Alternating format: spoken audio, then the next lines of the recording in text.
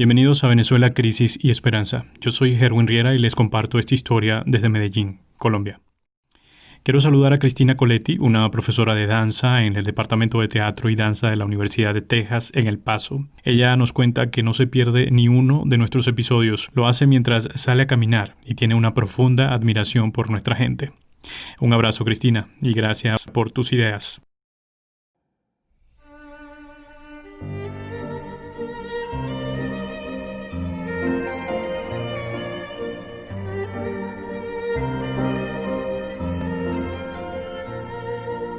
Hoy vamos a pintar, sí, como lo oyen.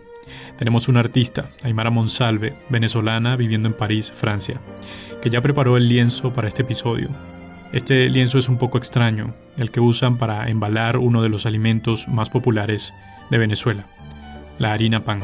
Es un papel muy particular porque es un papel con un gramaje bastante grueso y tiene impreso la marca Harina Pan, donde fue hecho y recomendaciones, que si manéjese con cuidado, mantener en un lugar limpio y fresco. Y justo encima de todas estas recomendaciones que trae el papel, la artista plasmó una escena. La pintura muestra el momento en el cual Rufo Chacón, un adolescente del estado Táchira, queda ciego porque fue impactado con perdigones en el rostro. Entonces, en la pintura sale él y su madre, quien tiene la mano en toda esta parte de los ojos y están en ese proceso de traslado del niño al centro médico. Y de hecho, es muy fuerte, es muy doloroso porque el niño se encontraba ahí porque en su comunidad hacía mucho tiempo que no tenían gas para cocinar.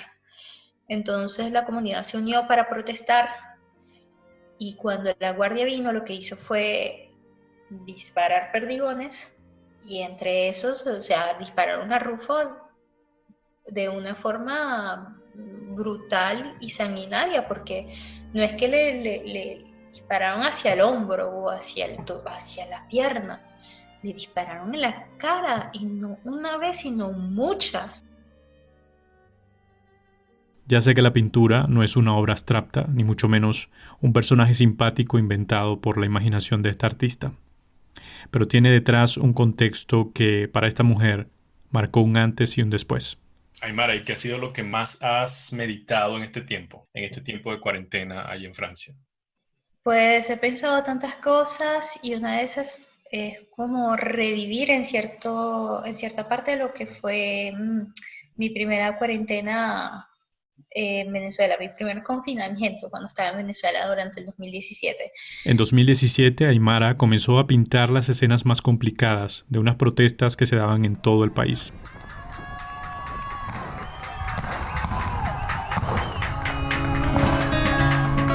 De todo lo que esta artista dibujó hay una imagen que nunca pudo hacer. Es su misma imagen, sentada frente a su atril con pinceles en mano. Un papel color marrón con algunas letras azules atravesadas, listo para hacer el lienzo de una guerra. Un tapaboca para cuidar sus pulmones, que debido a una enfermedad estaban lesionados. Una neblina que atravesaba sus ventanas, pero no por el frío, sino por el gas lacrimógeno que inundaba su vecindario y entre gritos de vecinos que pedían piedad por los niños que allí vivían. Esta es una breve historia de una mujer que dibujó en papel de harina el caos venezolano.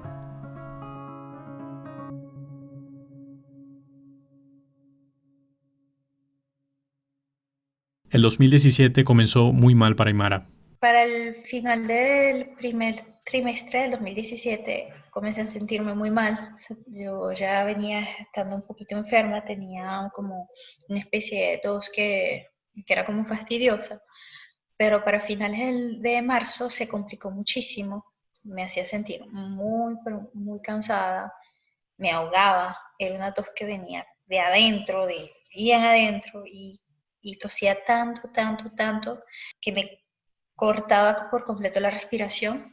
Y bueno, después de haber hecho ciertos exámenes médicos, el doctor determinó que yo tenía tuberculosis. Aymara es artista plástico graduada en la UCLA, en Venezuela. La tuberculosis que presentó es una enfermedad que te mantiene aislado, como actualmente lo está haciendo la pandemia del COVID-19. Por eso dijo al principio que le recuerda mucho esos tiempos de protestas. Vamos a dar un pequeño recorrido por esta enfermedad para entender por qué Aymara estaba tan vulnerable aquellos días. La médico internista Julia nos dijo de qué se trata la enfermedad.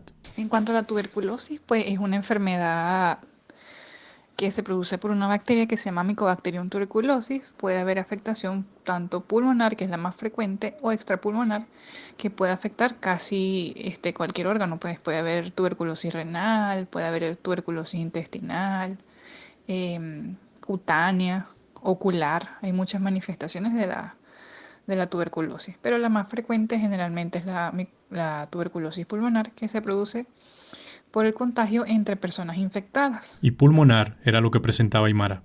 Por eso es que tosía tanto y se ahogaba. Es una tos crónica persistente. Son pacientes que tengan más de 3 meses con tos.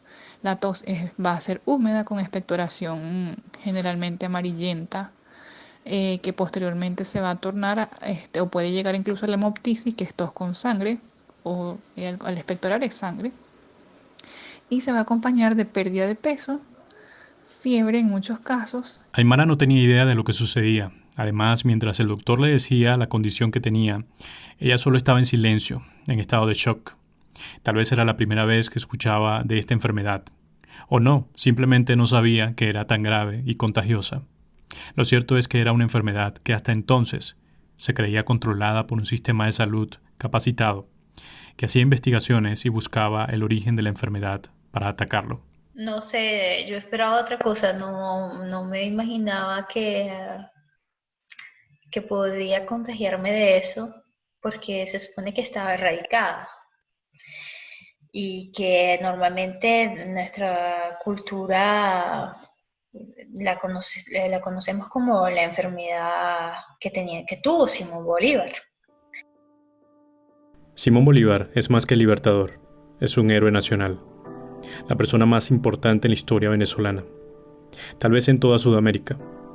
A principios del siglo XIX liberó la revolución que derrocó el control español de la Gran Colombia, la zona de América del Sur que ahora contiene a Colombia, Venezuela, Ecuador y Panamá. Es el héroe de Venezuela como George Washington lo es para Estados Unidos, o Julio César para Roma, o Gandhi para la India. En cada escuela venezolana se escuchaba la típica oración que Simón Bolívar había muerto de una posible tuberculosis pulmonar. Aunque Chávez decía: yo no tengo ninguna duda. De que mataron a Bolívar, lo mataron. ¿Cómo? Bueno, ahí están algunas evidencias. Y luego echaron abajo la Gran Colombia. Pero la historia dice otra cosa. Imaginen lo antigua que es esta enfermedad. Hablamos de 1800. Simón Bolívar presentó síntomas complicados. El día que no aguantó más los síntomas, tuvo que desviar un viaje que tenía programado para Cartagena, en Colombia. Se desvió a Santa Marta, otra parte de las costas colombianas. Allí fue atendido por sus médicos. Pasó un tiempo en ese lugar, pensando que todo iba a salir bien con su salud física. La evidencia histórica habla de un Simón optimista, que hablaba de sus planes a pesar de la enfermedad. Pero uno de los diagnósticos hecho por su médico indicaba que hasta orinaba con sangre. Fue cuando le dijeron que debía organizar todo para su muerte. El libertador venezolano murió a causa de la tuberculosis el 17 de diciembre de 1830 a la 1:03 con 55 segundos. Tenía 47 años.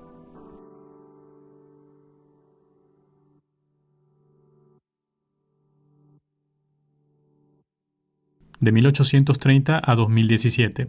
Parece una enfermedad eterna.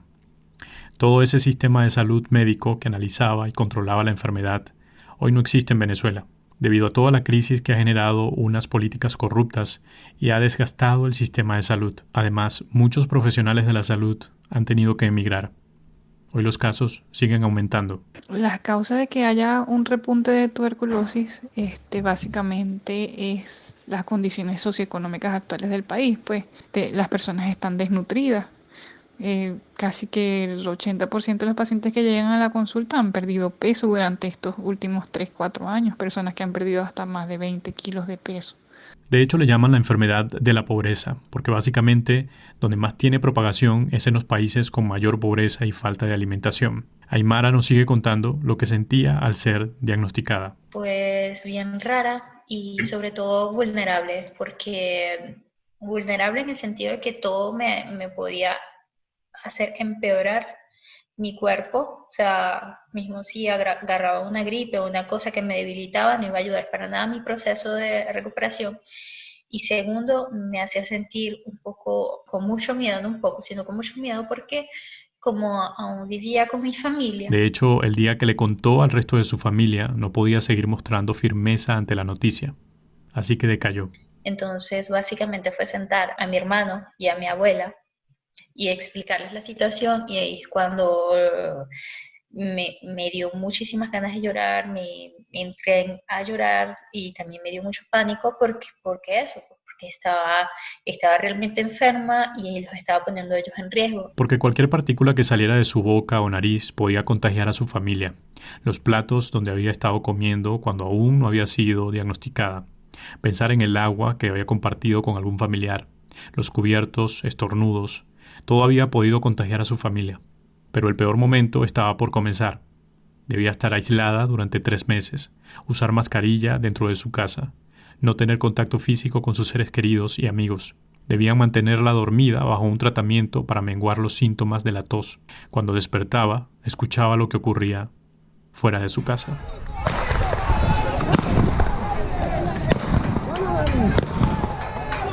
Esta venezolana estaba dentro de las manifestaciones, pero sin poder estar en las calles, aunque lo anhelaba. ¿Cómo es posible esto? Su casa estaba justo detrás de la principal avenida donde se presentaban las guerras entre estudiantes y guardias del régimen.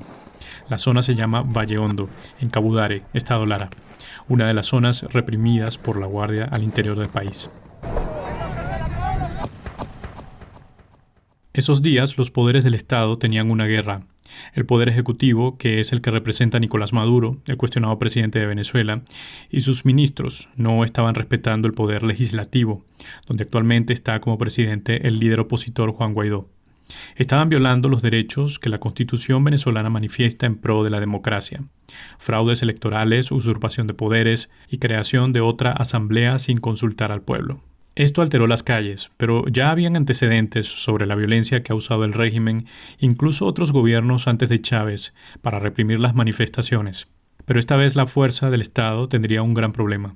Quienes se levantaron en las calles fueron jóvenes con muy buena organización. La intención más grande era salir sin representar un partido político, así que se levantaron como la resistencia. Este movimiento ya no quería negociar con el régimen, no estaba de acuerdo con los diálogos y solo quería la renuncia de Nicolás Maduro. En una entrevista para BBC, una líder opositora llamada María Corina decía que la resistencia es multigeneracional y transversal a todos los sectores de la sociedad. Y sí, al ver cómo los jóvenes se levantaban como uno solo, el resto de las personas se fueron uniendo y poco a poco fueron opacando la voz de los líderes de la oposición. La resistencia funcionaba como pequeñas células en diferentes estados del país. Había un liderazgo y un protocolo, desde actividades sencillas como recoger los cascos y escudos que quedaban después de la manifestación, hasta la preparación de bombas caseras para enfrentar a los militares armados. Pero también podías ver adultos mayores, como la señora María José, que se paró delante de una tanqueta para que no avanzara, y rápidamente se volvió un ícono de paz. La misma trataba de apaciguar la violencia en medio de las manifestaciones. En fin, la resistencia fue la mayor expresión de protesta que enfrentó a la dictadura de Nicolás Maduro, con miles de jóvenes presentes en los estados principales del país, teniendo el foco mayor en Caracas, la capital. A pesar de lo que estaba viviendo cerca de su casa, Aymara sentía que debía estar peleando en las calles al igual que el resto de los jóvenes. Por primera vez en la historia del chavismo había tanta unidad y enfoque en un solo propósito: sacar a Nicolás Maduro del poder. Pero la enfermedad la mantenía viendo solo 4 paredes. Esa sensación de estar y no estar la llevaron a tomar sus pinceles y comenzar una protesta desde el encierro.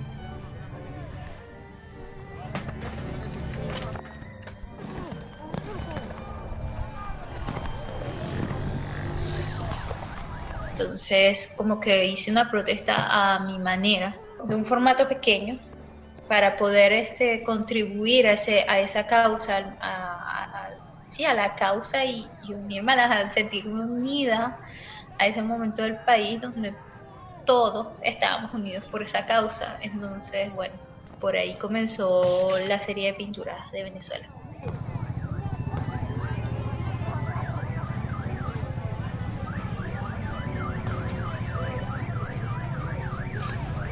Aunque estaba a punto de dibujar tal vez el rostro que más dolor le causó. Ya las protestas ya tenían varios días, varias semanas, de hecho, estaban bastante fuertes en Valle Hondo. Valle Hondo está ubicado en el estado Lara, justo donde vivía Aymara, una zona afectada por las manifestaciones. Mientras Aymara seguía escuchando todo lo que ocurría alrededor, sus vecinos estaban en la calle protestando. Uno de ellos era Manuel, quien enfrenta a uno de los tenientes que se encontraba en la zona. ¡Mira, comandante! Desde que yo tengo guarimbiando, de verdad, no lo ha hecho nadie. Y eso se reconoce. Claro, yo le respeto de verdad. Este video no tiene la mejor calidad en audio. Manuel dijo que desde que están guarimbeando, que se refiere a protestar, el régimen no ha hecho nada. Voy a sobreponer mi voz para que puedan comprender lo que dice Manuel al coronel. Yo tengo un chamo. Mi chamo me va a llorar si me pasa algo. Si me pasa algo, mi hijo no come. Tiene 5 años. Yo amo y adoro a mi hijo. Lo estoy haciendo más por él que por mí, porque yo quiero un mejor futuro, mi hermano. Mira, hermano, únete, guardia, únete, no, que nos tu madre está pasando lo mismo que nosotros. Minutos después de esta conversación, comenzó un enfrentamiento. La guardia reprimió con gases lacrimógenos y hasta disparando perdigones y metras, o canicas, como se le conoce en otros países. Hubo, me parece, 2 heridos y uno de ellos fue Manuel Sosa, que al final él no pudo sobrevivir a ese impacto de bala que recibió.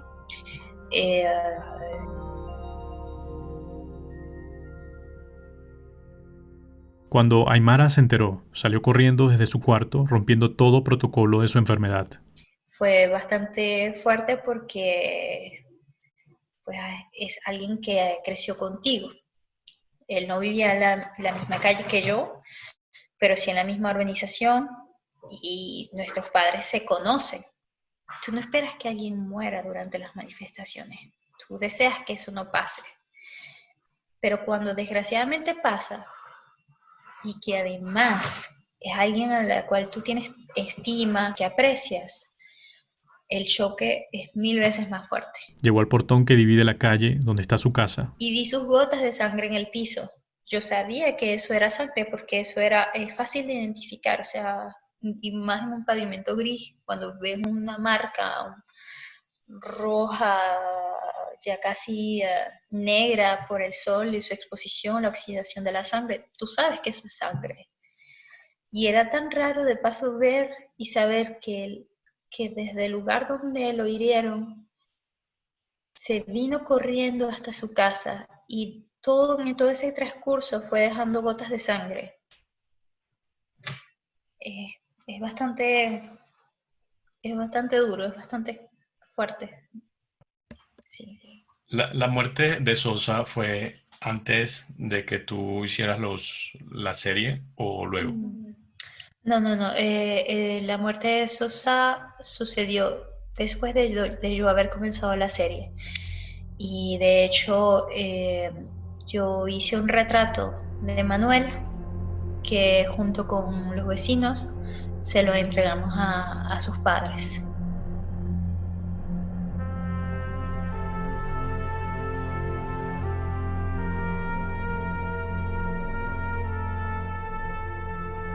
Es una foto que conseguí de él sonriendo con su gorrita, porque él siempre tenía gorra, él usaba bastante sus gorras y sus cachuchas.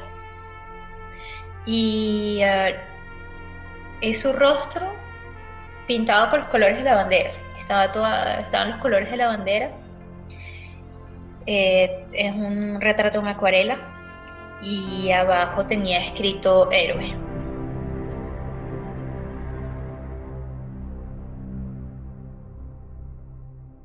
Encima de papel de harina, hacía su arte.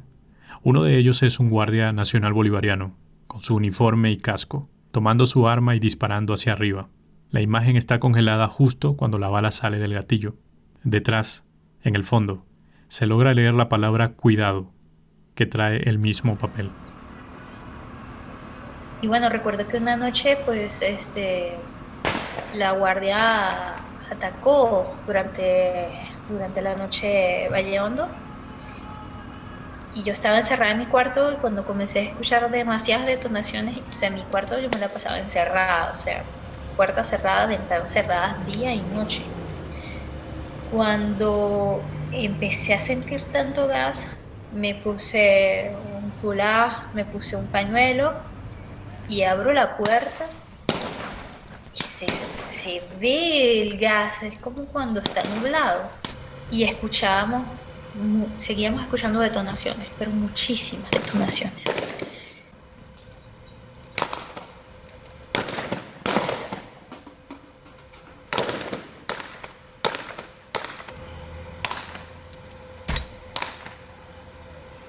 Mi mamá había preparado tenía preparada ya la mezcla de leche de magnesia y todo para que no nos afectara los gases.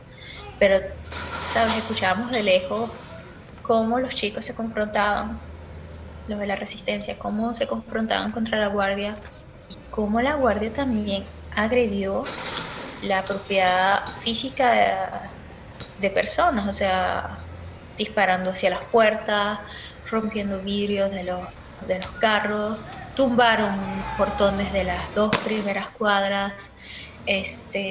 Fue un ataque fuerte y mientras hacían eso tiraban demasiado gas y yo escuché a mis vecinos gritando que dejaran de tirar gas porque habían niños y se estaban sintiendo ahogados porque ya era mucho.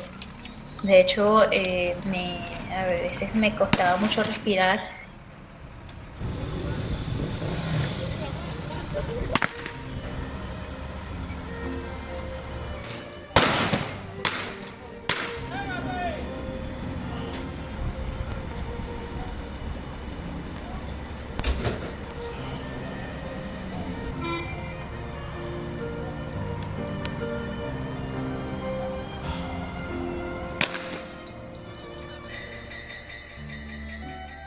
La enfermedad de la tuberculosis de alguna forma le permitió a esta artista ver lo que sucedía desde la quietud y logró sellar esos momentos con arte. La misma Aymara cuenta que si no fuese sido por ese encierro, no existieran esas obras que representan un momento importante para su vida. Es cierto, no son imágenes agradables a retratar, pero al mismo tiempo el arte sirve de catarsis. Y pintarlas, de cierto modo, me ayudaba como que a calmarlo. Como que bueno, es como que son cosas que salen, son emociones que salen en cada pincelada. Tú vas pintando y vas dejando un rastro. Que de verdad había unas que me resultaban muy pesadas pintar. Los 2 hombres que estaban comiendo de la basura, para mí eso fue hiper pesado pintar. Pero bueno, como te dije, el arte también tiene su efecto catarsis, por lo que realmente ayuda bastante. Cuando pudo recuperarse de su estado físico y emocional, decidió salir del país para buscar otras oportunidades que Venezuela no iba a encontrar.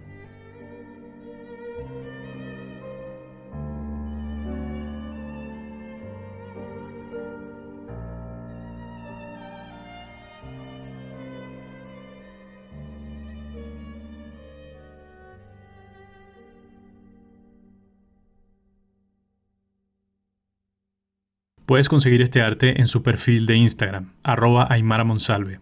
Robert Carpenter es el productor ejecutivo. Yo soy el escritor y productor. También nos acompaña un equipo de venezolanos al cual hemos resguardado sus nombres por mayor seguridad. Ubícanos también en nuestra página www.conesperanza.org. Conesperanza.org. Yo soy Herwin Riera, un inmigrante venezolano que cuenta las historias de Venezuela, crisis y esperanza.